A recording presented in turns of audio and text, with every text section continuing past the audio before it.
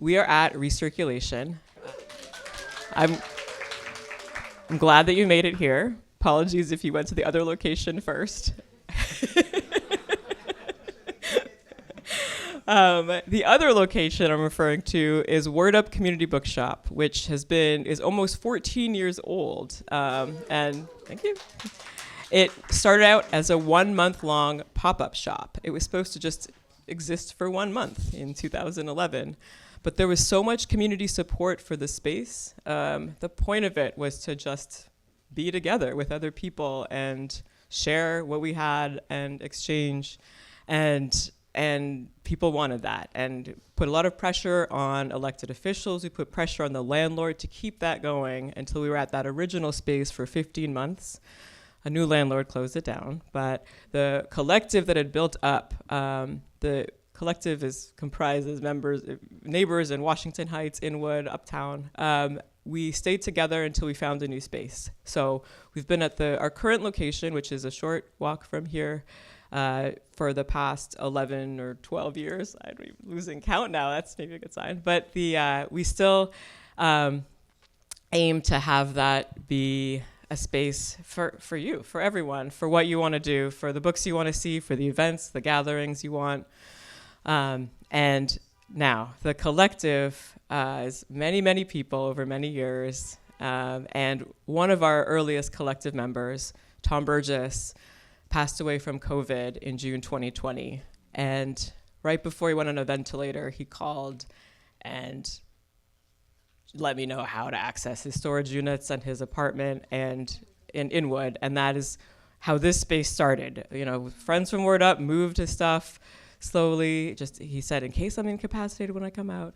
And unfortunately, he passed away a few months after that. But we had all of his stuff here in a sea of boxes, some of it with Post-it notes saying who, the books he thought they should go to, because that was his MO, to just be recirculating. And he was always thinking of someone else with, who might want to read that, who might want to wear this coat. There's a lot of random stuff in the boxes.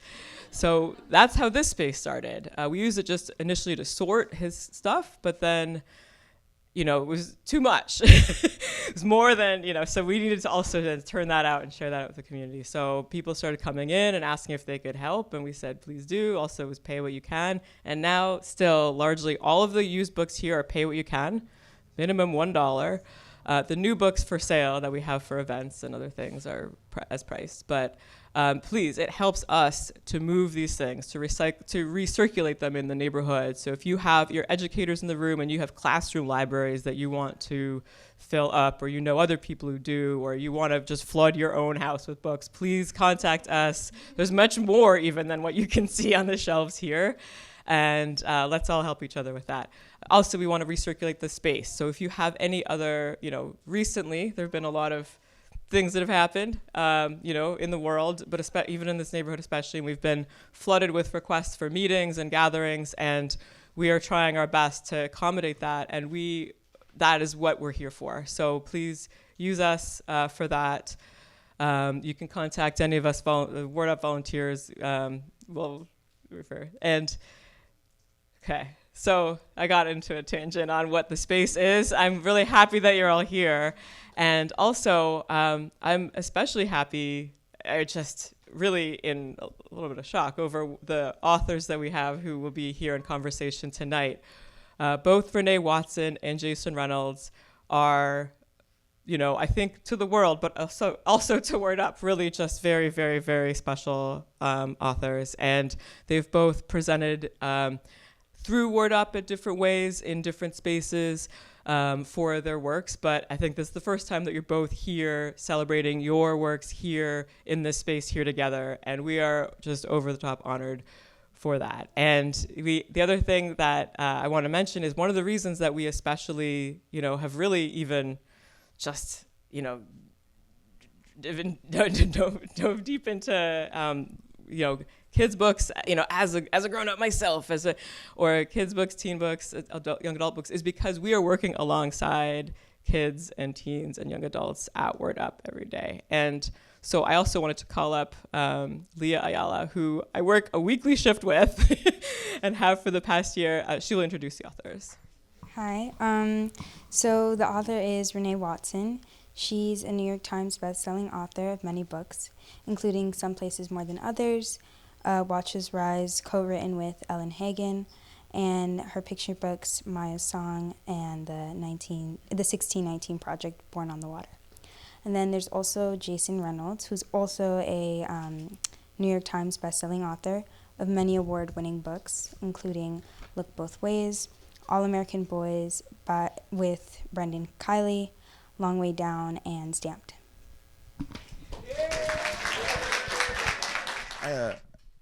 First of all, we asked for the bios to be shortened. So she did exactly as we asked, and we are grateful for it. To the people in the overflow, good evening. And for those for the black folk, no. For people in the back of the room, good to see y'all. Thank you for coming.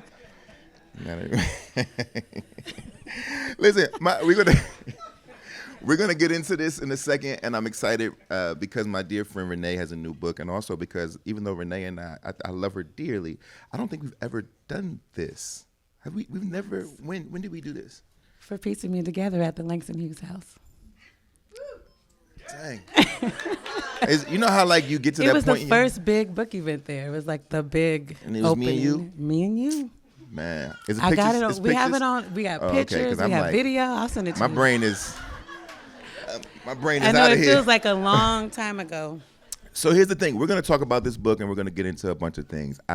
My only pet peeve about book events is that, for some reason, people assume that authors and writers are intellects, and I think, and so book events tend to lean toward the serious in ways that I sometimes think is a little bit strange and unfair, because we're whole people who have whole lives and a range of emotions and all that, this, that, and the third. But for some reason, people don't think about books as entertainment, right? They think about books as like pieces of intellectual property, right? It's like this is all like things for us to think about. And like, yes, and we're definitely going to be getting into the things, but also I think it's okay for us to loosen up sometimes, and get to it.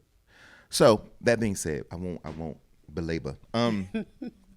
I have lots of questions. The first one is a bit of a softball, but I think it'll color. I think it'll sort of give us an overarching idea of what it is that we're about to step into. And when I say we, I mean you, because I've already read the book. But for you all, as you sort of embark on this journey, and the first question is why? In a world where everybody, especially for black artists, and it does matter in this particular moment, in a world where people say that black writers don't write enough about joy. This is always sort of the thing about, right? We're the ones who are held under a different sort of microscope when it comes to what we get to write about or what we're not writing enough of. What makes you say, I want to write about loss and grief, amongst other things in this story that we'll get to, but primarily loss and grief? Yeah. So first, hi, everybody. It's so good to see you all. Thank you for coming out to celebrate with us. There are big things we're celebrating besides all the blues in the sky. So congratulations, Jason, on the Coretta Scott Same King to you. Award. Congratulations. You know, I have written a lot of books where I am showing girls who are finding their voices and standing up for what they believe in, and they are being bold and brave and all the things, which I know those young people. I actually know teenagers who care about their community and who are activists through their art, and I wanted them to feel seen.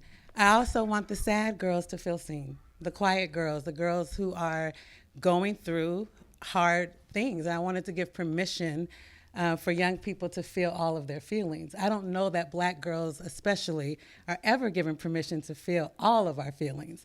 We can be black girl magic. People have talked about our anger and attitude and sass, but our sadness is not something I think people are comfortable with. And so I wanted that to be a part of my work that I'm offering the world. I don't always want to put out the same kind of book every time. And so I was thinking about that. And I was thinking about what if I'm not writing about loss or sadness, but I'm writing about a 13-year-old girl who wants to be a pilot and her best friend dies and she has to figure out how to navigate life. Because I wanted us to be able to talk about Sage more than just, oh, she's grieving. It's like, yes, and she's having a crush on somebody and she's figuring out new friendships and she's carrying a lot of things. And I think our young people are. I think they are being very, very, very, very 13 and 16 and, and also holding so many questions. And I don't know that we as adults are that good at listening or asking questions. So I wanted this to also provide space for young people to say, yeah, I do have questions about grief and loss and change. And then hopefully this is a space for them to process some of that. Do you remember the first person you lost? The first person I lost that I remember would be my grandmother. She died not too long after my immediate family moved to Oregon. And she was there with her husband, my grandfather, and their children. And my mother we moved the kids, us, to Portland, and she died very quickly after that. And I was so young.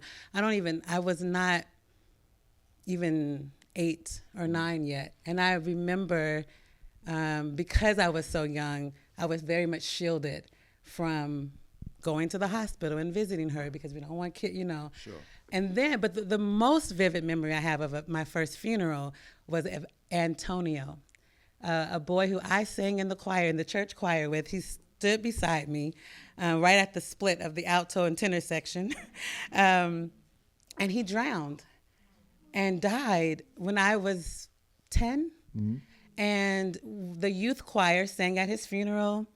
I remember the look on it because we're sitting in the choir stand so I can see the family sitting in the front rows of the church. And nobody, and I have amazing people in my life who love me. Not one adult asked, "How are you?" Yeah. That's what I was going to ask. Is what did he? Because similar for me. Yeah. I'm like, what were y'all?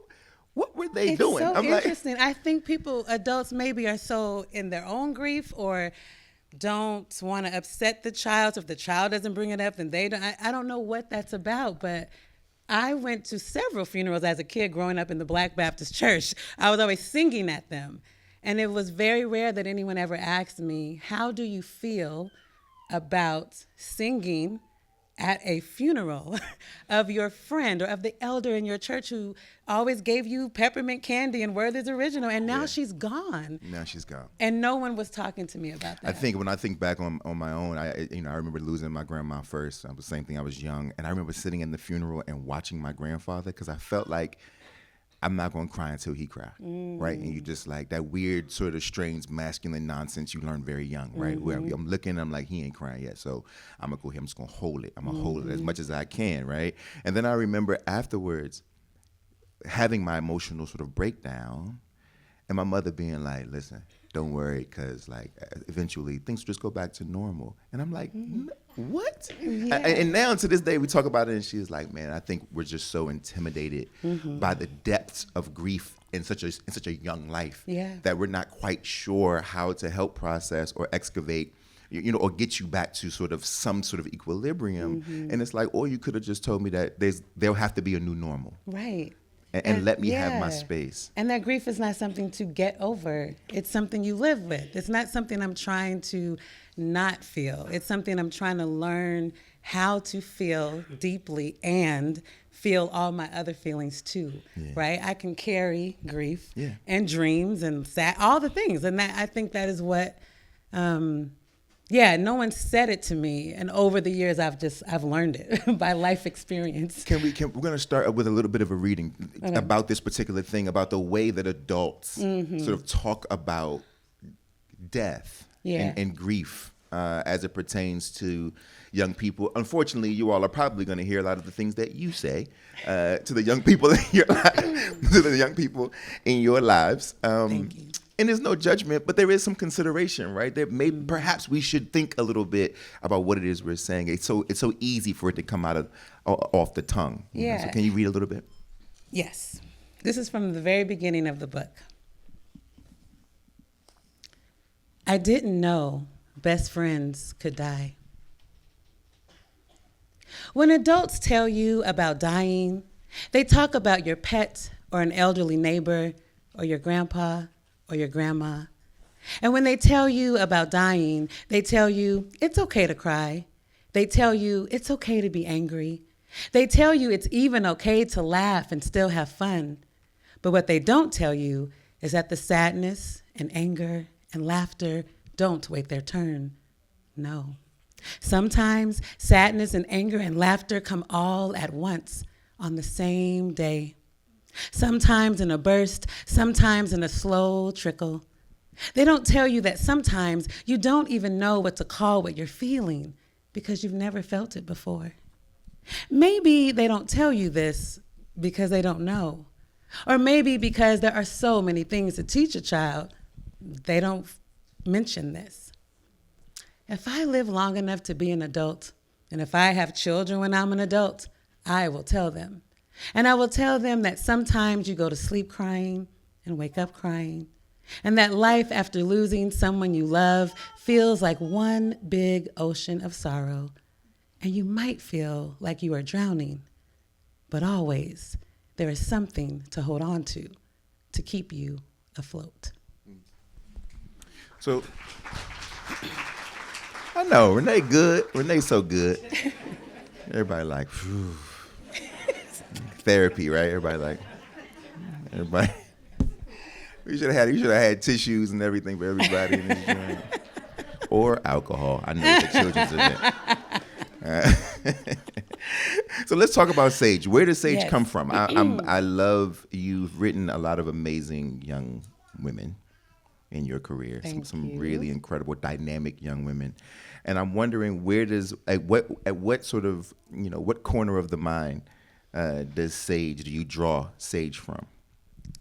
Oh, I don't know. I truly, of all my characters, Sage came to me most her whole self. Like I felt like she was like, this is what's going on. This is who I am. This is what I want. This is what I care about. I didn't have to think a lot about creating her or making her. And I think it was just the product of having gone through a lot of loss myself, having been so surprised. I was just so disappointed in our education system and how schools went back into functioning after the quarantine.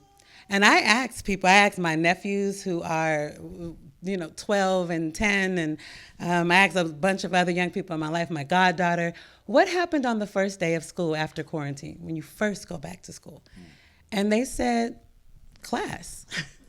And I was like, well, did they call an assembly and call you all in together and say, welcome back, and we know you've been through something, we've all gone through this thing, and no. Did they offer, if you need to talk to someone about what happened or what you saw or how you're feeling over the last, no. And I was just like, what is happening? Then no one's asking our young people how they're doing. Of course, I'm saying no one. I know some of y'all like, listen, I asked my child and I asked my students, but there are large groups of young people who are hurting and who are bearing witness to the same things that adults are bearing witness to. They're just younger, but that doesn't mean they don't feel and that they don't hear what's happening. And so I think Sage came to me as a way to say, I need space, and there are other young people like me who need space to talk about the hard stuff and to make it plain.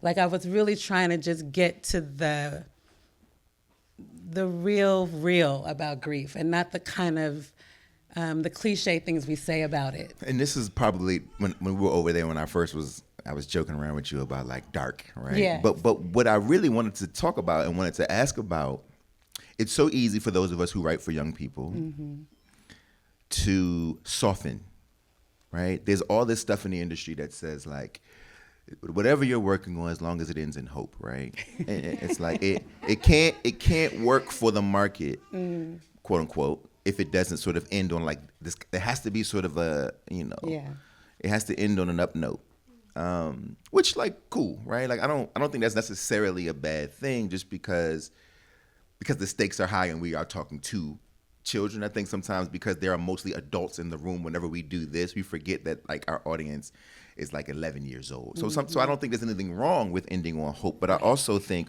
that sometimes if we get to the hope too soon, then we actually are dismissing the realities of and the complexity of their lives, right? And so I want to ask you, when I read this, I was like, oh, she's like really going through this. And there are moments where I was like, I wonder, is Rene gonna like let her foot off? Like, is Rene gonna let her foot off? And we children's writers have a way of doing this so often that it almost is like this weird instinct that I'm looking for, because I'm like, all right, eventually there's gonna be like an ice cream cone in this story. And I was pleased to know that, like, the truth of the matter is that there's a large portion of this story, and this is not. The thing is, to me, this is a selling point, right? Because I want to make sure you know this. To me, this is one of the good parts, one of the best things about the book, because there are kids who are going through this in a very real way, where a large swath of this book is you sort of living with the interior life of this young woman as she's sort of trying to understand how she feels, why other people can't see why she feels this way, as she's dealing with grief counseling, why she feels this way, as she everything in her life is consumed. Even though there's the airplanes, right, and like there's the boy, but she is in the well. And I think so many of us don't realize that there are a lot of young people in the well, even though adults are always in the well, right? But we assume they're like, nah, they're okay. Yeah. And so can you talk about choices? Because I do think, and you know what I'm talking about when I say, like, people we bail out quick because we don't want our editors or people to be like, you gotta, this is a little heavy. It's all of that kind of stuff because we all are disrespectful to children. I mean, I love young people too much to be dishonest with them. And the truth of life is that it is hard. And is that sometimes it's not just one hard thing. It's one hard thing and then another. Yes. And then sometimes it's two hard things and then another.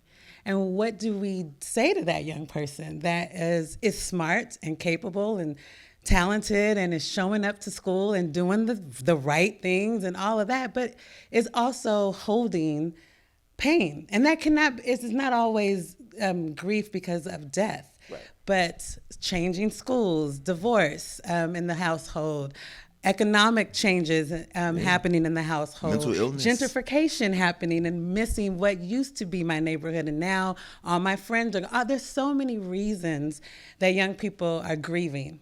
And I think sometimes we can be dismissive of that because they're little bite-sized pieces of grief. But for a 10, 11, 12-year-old, that is their world, right? So when it is a big thing with a lot of little things, what do you do with that? And I just wanted to be the person or one of the people who says to young people, it is okay to have your feelings. And hopefully here's a way to see how to process it. So the process was more important to me than getting her to some kind of closure, especially because I don't think there is full closure with grief. I think you live with it. And no matter, I have lost people 10 years ago who sometimes if I hear a song, I'm like, oh my goodness. And all of a sudden I am wrapped up in this memory from way back when. And then I've lost someone as recently as a month ago and am still very much just carrying the shock of that. So young people need to know that you will probably carry some things that have happened to you your whole life. Yep. And you can also carry your dreams, your joys, carry your love, carry your joys. And that really, for me, the strength of our joy is felt in moments of sadness and weakness. Absolutely. The fact that you can still get up and laugh or smile or persevere and push your way, make friends, be with friends, witness each other, talk, and be in community is a miracle in and of itself. And that is a joyous thing. Absolutely. And young people need to know that. Absolutely. I mean, listen, I always say we're an amalgam of the people who have come and the people who have gone. Yeah. That it all sticks on us, right? All the adults in the room, we spend our entire lives coping. Yes. Right? It's literally it's what we have to become proficient in order for us to get through, in order for us to get over, as the old folks say, in order for us to live in our joys and our moments of excitement and all of those things. One has to know how to carry. Yeah. Right? That is a part of it. And I know as young people, at least for me, I lost a lot of people young as well. I had a coach, a basketball coach, who said, I know you're going through what you're going through, but this is like breaking a knee. I'll never forget it. Like this is like breaking a knee. And I was like, well, what do you mean? He's like, you break a knee, the knee don't never heal. It just mends, right? It'll be good enough for you to walk on, and good enough for you to jump on, and you'll even be able to dance. But every now and then, when the rain is coming, you will know that it's a different knee. Yeah. And that's okay, right? Like those moments, but that's okay, right? And I think you do a wonderful job at showing that. I'm going to ask you to read this other part that gets to this too, that gets to this moment when she's with her auntie. But before I do, I want to talk a bit about one of the brilliant things you do is you also show the truth and the importance of what I believe to be the most important version of relationship in human life, which is the relationship of friends. I think it's more important than me personally in my own life. I think it's more important than our romantic relationships. I think it's even more important than our parental relationships, our familial relationships, and depending upon where you are in your spiritual relationship, that can get a little wonky too. But for me, the relationship with my friends are the only reason that I'm still alive today. And in this particular story, we see her wrestling with her love of a friend she lost, and how love in these moments looks like cleaving to something that you know belongs to you and only you, and you can no longer have. So the new versions of a thing you're a little bit resistant to. Yeah. Right? Can you talk a bit about because to me, that motif is like the Rene Watson genius. Like to me, when I'm like, I'm like, you were cooking. Like all of that part, I'm like, oh, this is so subtle, but it's so smart because that's how it really is. My friends are my friends. You right? And you trying to help me, but you ain't my friend. You not him. You not her yet.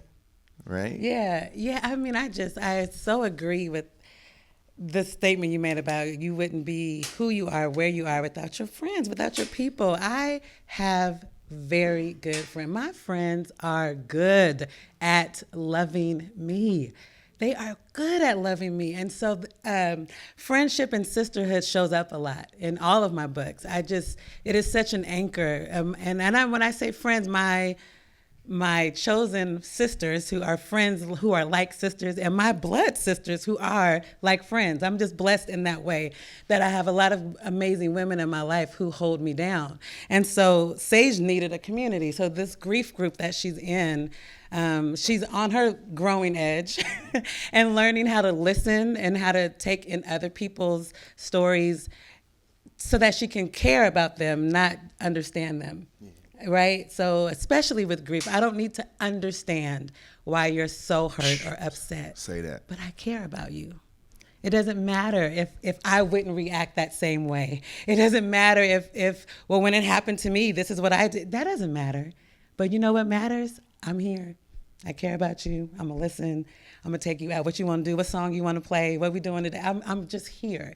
And we don't even have to talk. I can just be here, right? So her friend Dee Dee is good at like, let's go get a Jamaican beef patty. I mean, let's just go. We ain't got to talk about anything. So I just wanted Sage to have community. She needs community. But also it's hard. It's hard to love again after you've lost a love, no matter what kind of love that was. A breakup, because a romantic breakup or a friendship loss, death, whatever, it's hard to rebuild. And I think she's feeling like no one can replace her. And that's true. Yeah. But other people can love you.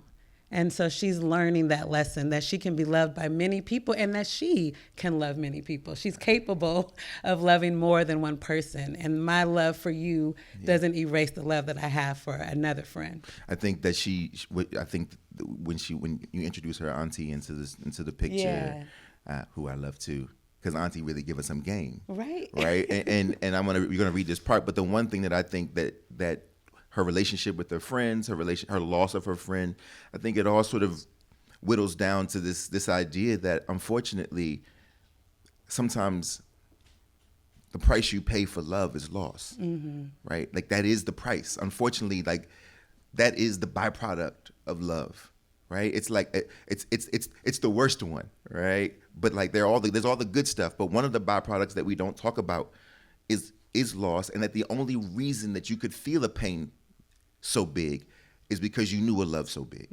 And I think when they're hanging out, when her and her aunt are hanging out and the aunt is telling her what I'm going to ask you to read now, is a moment that I think really drives that home, where like that it isn't always about like getting over, Right. Because there's no getting over, and it like the reason it feels so big is because it is Right. so big. It is so big. big. I think it's so interesting that we try to immediately go to trying to make someone feel better when they're crying. And I get that. I care about you and I don't want you to be hurting. And I wish I could fix it. I wish I could take away the pain. But we don't do the same thing when someone's laughing or celebrating.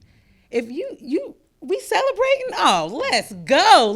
We are going to, party, have fun. I want to talk. I want to hear about how was the call? When they called you, what did they say? What were you doing? I want over and over and over again you to tell me about the best things that have happened to you so we can live in this joyous moment. And your laughter is always welcome. So when you are sad, I want that story too. It's okay for you to tell me that over and over again, and we can talk and dissect it, and so I think it's just important to show up for people in any way they need you to show up. And I think that's what Annie is also trying to do for Sage, is like she's showing up for her and she's saying, I know you're hurting, but I'm not going to let this hurt stifle you and keep you here. You're going to move with this hurt, not past it, but you're going to move with it. I'm going to teach you how, because I've done it. I've lived some life, young one. And I got some things I can teach you. Aunt Annie and I go to Chelsea Market. We try on jewelry we know we are not going to buy, taste, test samples, and people watch. There's an even mix of tourists and locals. We can tell by who keeps stopping and taking pictures and oohing and awing. I miss her all the time, I say. You always will, Aunt Annie tells me. Really? I ask. Not as an actual question, but because I am surprised Aunt Annie is being so honest. Most times, adults tell me, it'll get better, or time will heal. Aunt Annie says, you will miss her every day of your life. Sometimes the memories will bring tears, sometimes a smile. The memories won't always overwhelm you. They will bring comfort too. Is that how it is with you? Do you miss Grandma every day? Every single day. And she's been gone for 40 years. I think about this. Aunt Annie has been living 40 years without her sister. And Dad has been without his mom most of his life. And I never knew this woman who is my grandmother. 40 years.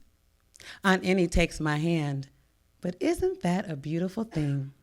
To have experienced the kind of love that never leaves, that only grows and grows.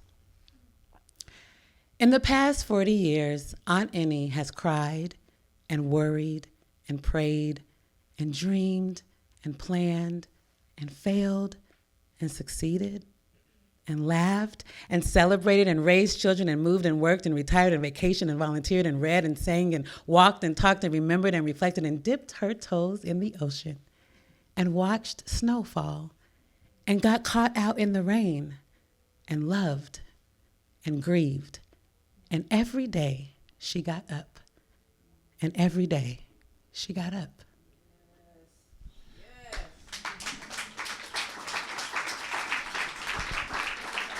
Can I say something? I think we do a disservice to our young people when we don't tell them how to survive. We tell them that you can survive. You can make it. You'll be okay. It won't always hurt this bad, but how? How do I survive? How do I do this? And so I think Aunt Annie is trying to show her, this is how. You still get up and take your shower. You get dressed. You water the plants. You go for a walk in Morningside Park. You cry. You admit that you're hurting. You laugh. You go get ice cream. You do you still go to your pilot class and your aviation class that you're taking. She's trying to teach her how. And I think what I was trying to do too is to show a character that is in the doing of grieving and not in kind of like the thinking of grieving. And the way that we talk about it sometimes is, these stages. It's like, I don't know about that, but I do know that sometimes I watch the Golden Girls on rerun because that is what my mother liked to watch. And when I miss her, I just go hang out with Dorothy, Sophia, and Rose, and I feel better. And then sometimes I just cry, and I let myself do that. And so when a young person asks me, how are you doing, or how are you getting over your mom passing or any of the other losses I've had, I'll tell them that. Yeah. Sometimes I write, sometimes I go on a walk, sometimes I can't do anything. And hopefully they're learning, oh, I'm normal and what I'm feeling is normal. And here are some tools. We make it, I think we sometimes as adults, because it's easy for us to sort of codify things, right? Because so many of us have to live our lives by like structure. There's certain structures to do things. If I do this and this, then I'll have enough money to pay this bill. Right? It's all very sort of like, and I think when it comes to young people and grief, and I think even when it comes to ourselves and grieving, that we'd like to believe it's mathematical, when really it's grieving is just another art form. Like one has to sort of be creative. I had a buddy when my dad died, a friend of mine had lost his mom years earlier. He said, "Hey man, in this moment, your imagination is the greatest tool you have, right? Like your ability to sort of imagine your mother and your father, your ability to imagine or to like call in the feelings, right? And my baby brother was 19 when our father died. The rest of the kids were much older, so he was having a different experience. Yeah. And I remember telling him, like, because he's like, I don't know how am I supposed to move on with my life? And it was interesting to sort of talk to him about, like, what do you want? Well, I wish he was here. Well, call his name. Call his name, right? Let's see how it feels to call his name. And if that makes you cry, sounds like a good idea. And if that makes you smile, sounds like a good idea, right? But it's okay for you to call his name as if he's here. It's okay for you, right? Like at some point, the art form of grief is going to be it's going to be like any other art form where you're just trying. Let's try this and see if it works. Exactly. Let's try that, right? But you got to try something, right? And every time will be different. And every time will be different. And if you need a break from trying, you can do that too. Right. Like we all do as artists. Yeah. I'm going to lay down for a minute. It comes up in the book, but we were talking about this over there. Some people, well-meaning, they love me, and they were, we're trying to help each other. And sometimes things are said that are not helpful. But a lot of times, because I have, poets and writers and artists in my life, some of the stuff I was like, write that down. That was very helpful. And it's something that Namrata shared with me, that someone shared with her, was that grief is like hunger. Grief is like hunger. So, sometimes we feast, and it is appetizer, dinner, dessert, tea after dessert, and maybe drinks later right? And you're just feasting, right? And then other times it's a quick little snack. Other times you might get full just from drinking water, but you will always be hungry. You ate earlier today, and you're going to need to eat again. You're going to need to eat every single day. So with grief, sometimes it is so overwhelming. It's a feast of grief. It is a full buffet, and it's just like overwhelming.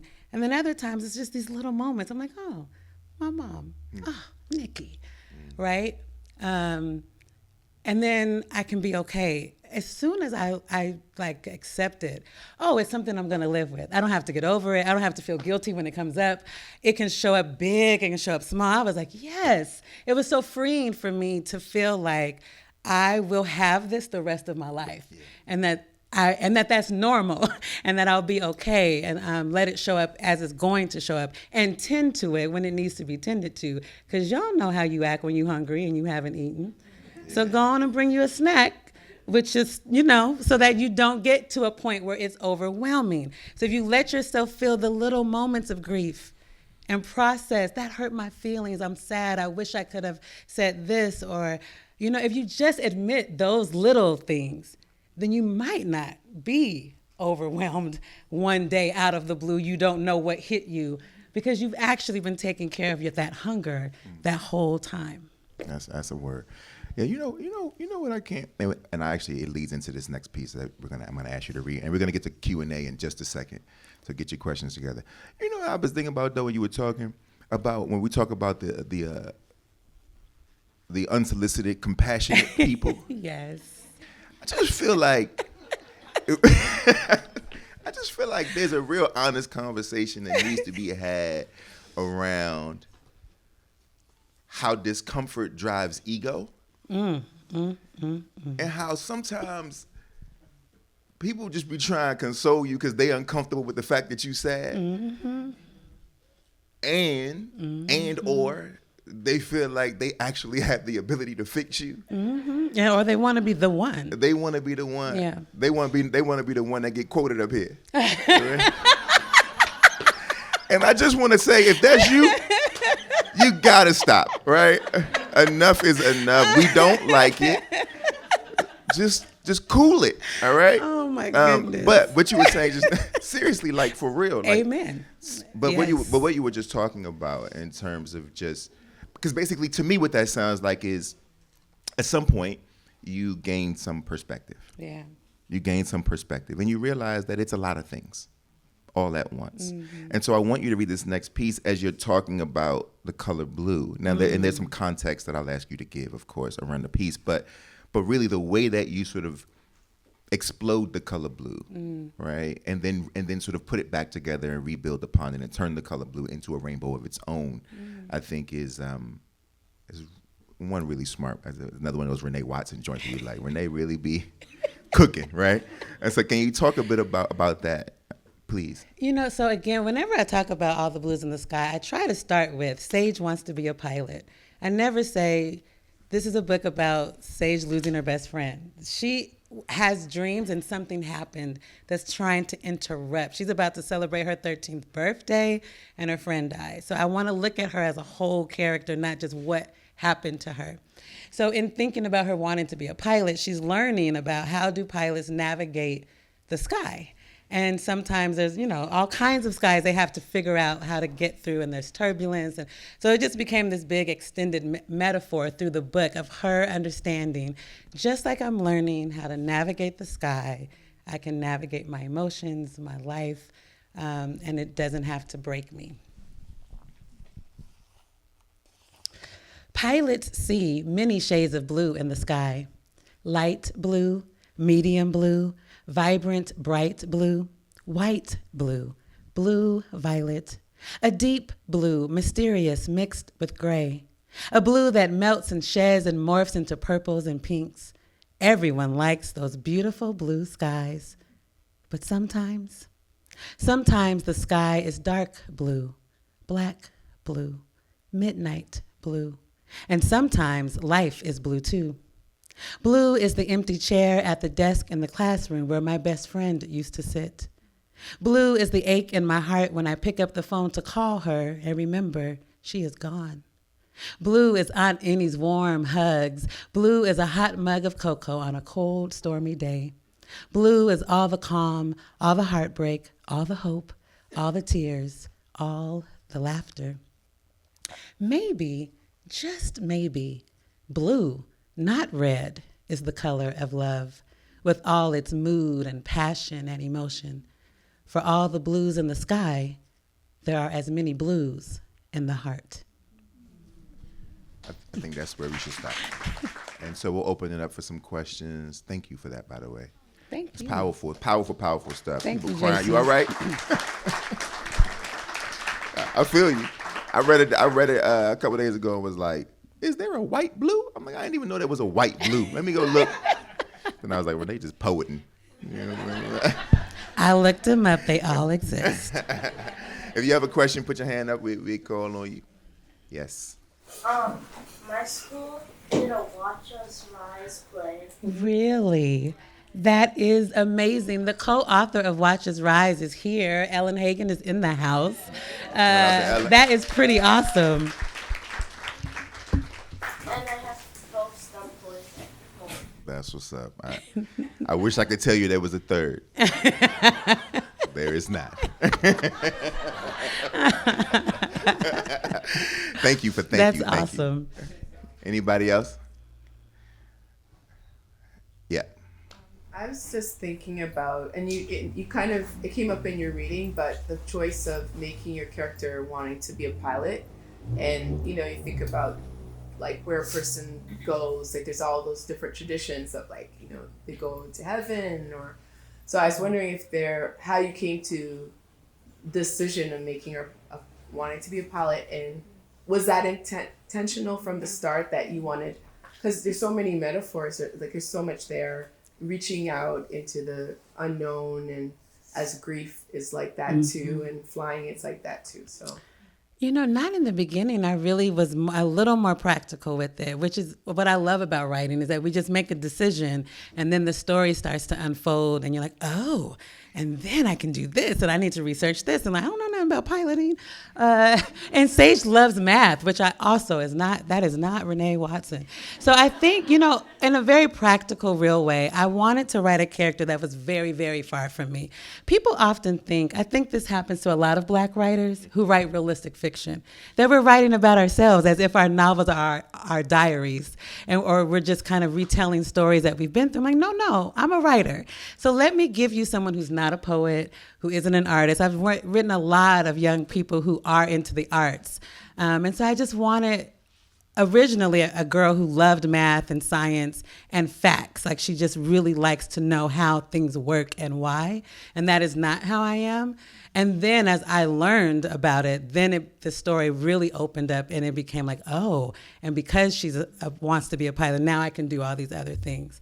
So at first it was just kind of a practical, what haven't I written about? How, in my own Rene Watson books work, what kind of character haven't I written? And I've never done a girl who loves math and science. I think it's also just really interesting when, so like a writer could put something in a book that the reader then can bring themselves to the story, pull what they need to pull from it. Mm-hmm. And so like, it's such a good question, but I'm glad that you didn't lean into the metaphor in the answer.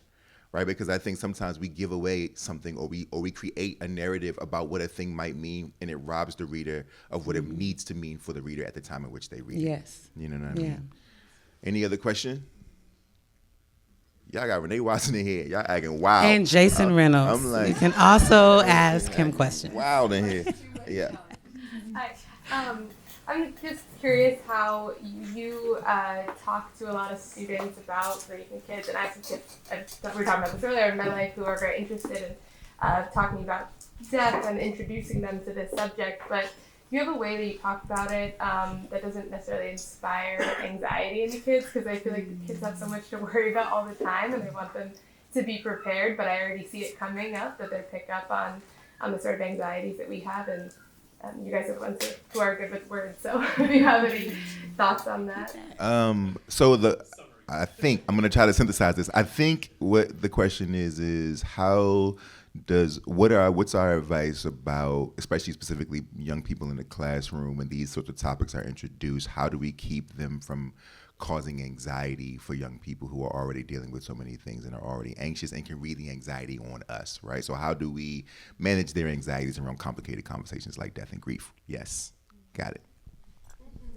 Okay, I'm thinking of a lot of things. One thing I want to say is that I don't know if my concern is not having them be anxious about something or uncomfortable. I think young people can learn how to manage being uncomfortable and worrying about something. I don't mean anxiousness like you have an anxiety disorder. I mean anxious, like nervous. I'm like, oh my goodness, someone could die. I think that's okay to feel. That's a normal reaction to thinking that you could lose someone you love, right? And being uncomfortable is a sign that you care about something. So that is okay. And I will let them know I can help. We can talk about getting through this discomfort. And when I'm talking about the book, I'll ask them questions of how do they identify with Sage, and kind of let them lead the conversation. So I'm not saying to them, well, I know that this is going on in the world, and so is this, and so it is. You're probably really upset about that, aren't you? Do you want to talk about it? No, first of all, no, they don't. They're not going to want to talk about it if I say that. And also, that is me projecting onto them what they should be feeling. So I really just try to say, in the book, Sage feels XYZ. Have you ever felt that? And then they can tell me yes or no, and then we can just have a conversation. This is maybe for older, young, like middle school age. Younger kids, I think nature is a very good way to talk about change, loss, things that die, what you say goodbye to. Flowers are beautiful once you pick them. they die, right? And so what does that mean? And so, yeah, I think there's ways to talk about it through nature that helps soften it because you're not talking about a person quite yet. Yeah. Also, you got to remember, if you're using a book, you have to continue to remind young people, this is a story. Mm-hmm. This is a story, right? And because we have these conversations when we're writing stuff like this, but nobody has these conversations when someone dies in a fantasy novel. No one has these conversations when people die in video games. No one had, but for some reason, these books are no longer pieces of art, right? Like, this is the truth, and this is what your life is going to be. It's like, this is a piece of art. And this is about a fictionalized account of a single moment in a young person's life. There is a before and there is an after in this young person's life. Yes. Right? Even in the imagining of a thing, of this narrative. Yeah. And I think we have to remind young people, like, it's the same thing as, like, if you read about slavery, I don't want no kid in the class being like, uh-oh, you know what's coming, right? Mm-hmm. It's like, that's not a thing. And we don't even think that way. It's not like that. But for these books, it's always like, man, like, yeah. And so I think we have to remember that. It's art. It's art. It's like every other arts medium. And we have to treat it as such. With that, too, I know you weren't asking about education, but I will say, because I know we have a lot of teachers here tonight, too, please teach our books for the literary value that they add to the curriculum, right? There is a way to talk about both of our books that isn't so much about the issues and the topics and getting them to have hard conversations. Yes, please do that. And explain to them how I did that good old personification. I worked hard on that, right? I mean, like, we are crafty. We are breaking lines in a way that adds breath on the page. We are thinking about how do you craft a story that could be heavy emotionally. So how should that look on the page for a young person? And I want them to learn that too, especially those of us who are social justice educators who really focus a lot on themes and issues.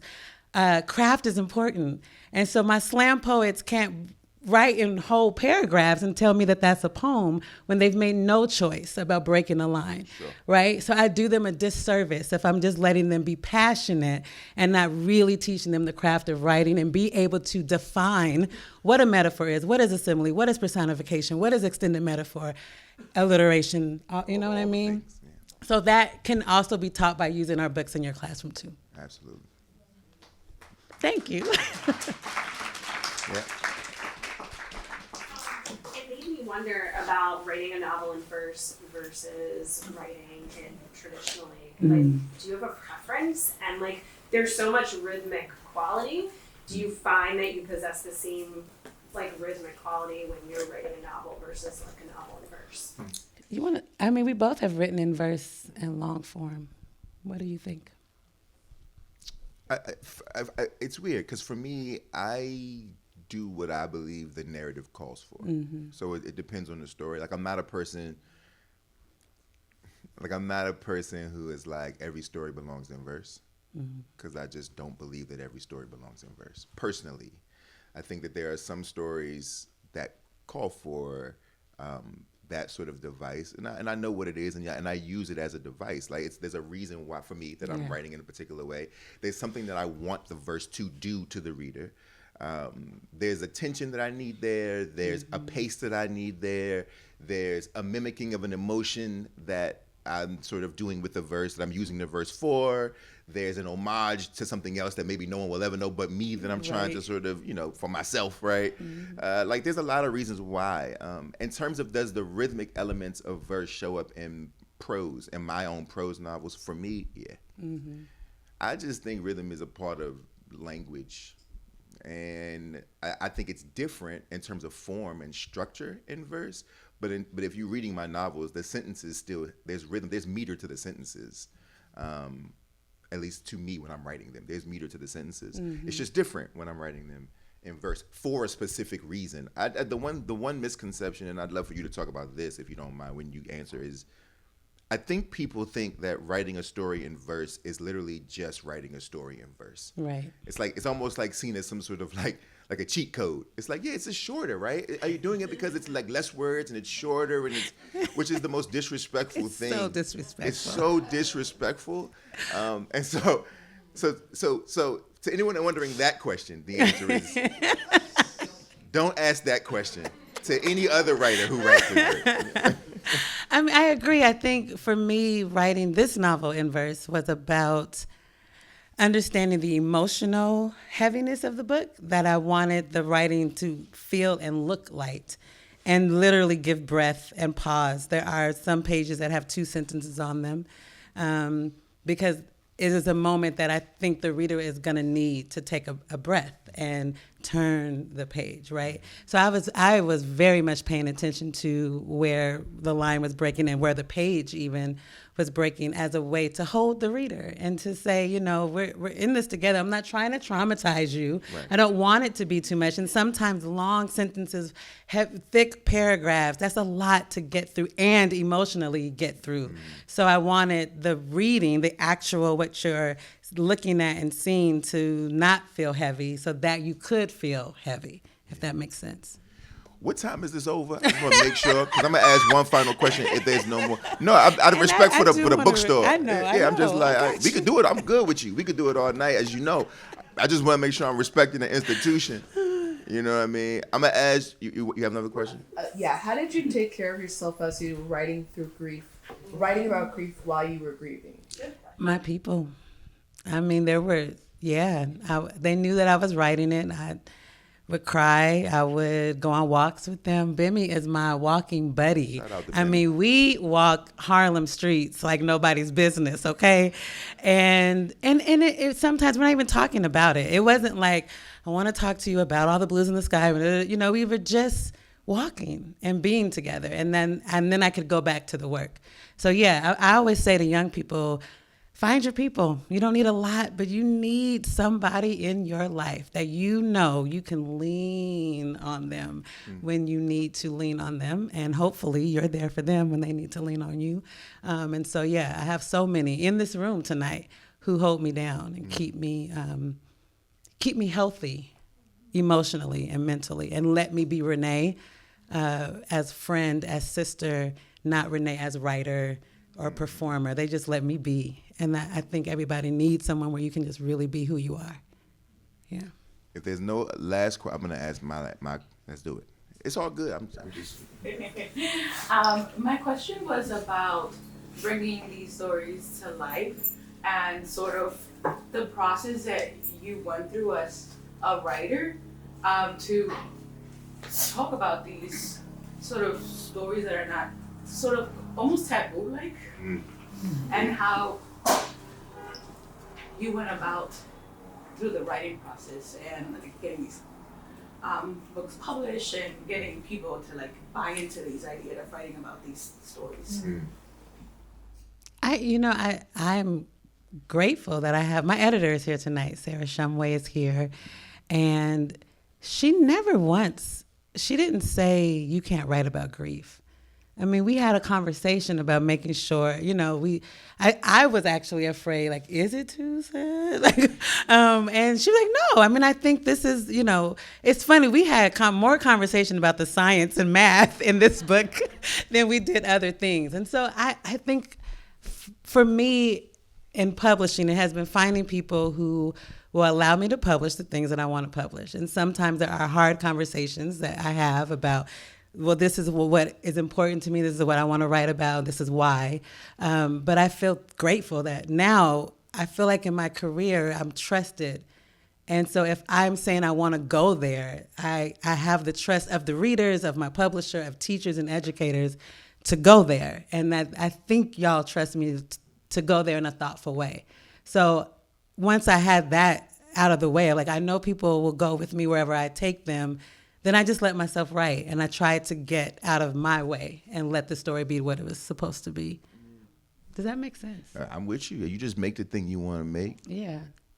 And you trust yourself more than like I trust me, right? I trust me, and because I trust me, I make what I want to make, and if they want to publish it, cool. If not, cool. But I'm gonna make what. Shout out to you, I appreciate it. But I'm gonna make it anyway, right? Yeah, Like when Brendan and I, Brendan's here. Yeah, I know Brendan. I love when Brendan's here. But when Brendan and I wrote All American Boys, no one knew we were writing Yeah. it. We hid it from our agents, our editors. We hid it from everybody because we didn't want nobody telling us that we couldn't do it, that it was too risky at the time. And it was at the time, Yes. it was, right? But we did it ourselves and wrote the whole book and then said, here it is. Either you publish it or we're going to put it out on the internet ourselves. It don't make a difference, right? Because it's already written. So I think so the real question always comes down to your intention. Yeah. Do you want to make the thing? Or do you want this? Because the two aren't always the same. That's the two truth. aren't always the same. Yeah. All right. Any last questions? All right. So I have this last thing I want to ask. Number one, are you and I ever gonna make something? I know I bring it up. Jason Reynolds. One day, one of these days, one day.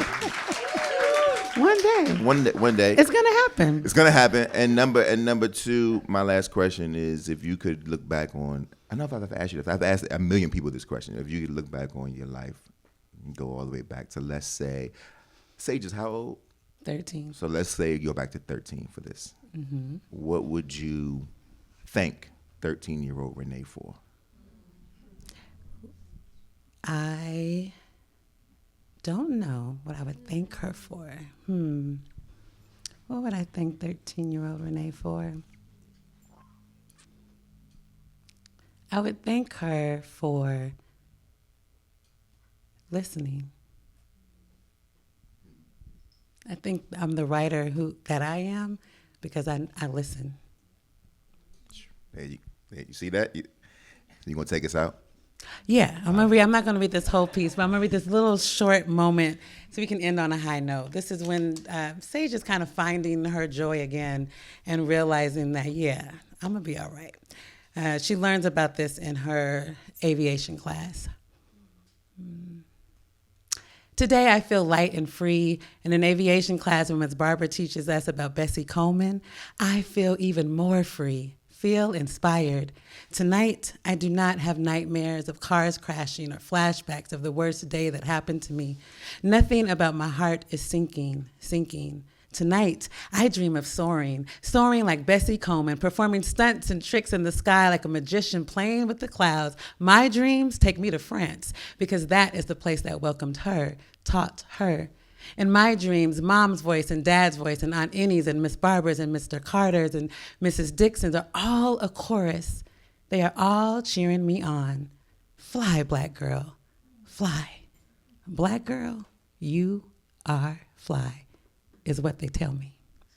Thank you for being here tonight. Thank y'all. Jason Reynolds, thank you. I love you deep. I love you too.